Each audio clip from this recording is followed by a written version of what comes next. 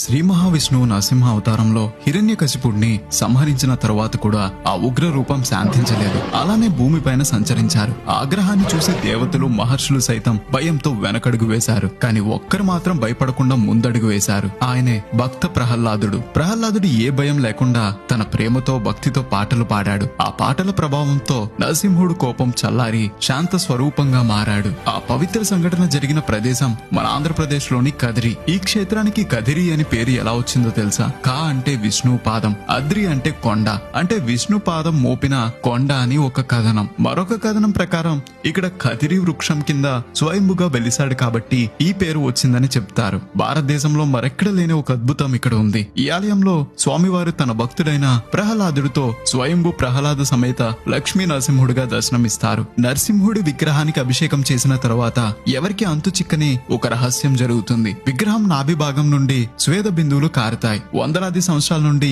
ఈ అద్భుతం జరుగుతూనే ఉంది. ఇది కేవలం ఒక ఆలయం కాదు, అద్భుతాల నిలయం. ఈ ఆలయం అనంతపురం నుండి 100 కిలోమీటర్ల దూరంలో ఉన్న కదిరిలో ఉంటుంది. ఈ వీడియో నచ్చితే నలుగురికి షేర్ చేయడం మర్చిపోకండి. ఇలాంటి మరిన్ని వీడియోస్ కోసం గోదావరి స్టేషన్ ని ఫాలో అవ్వాలి మరి.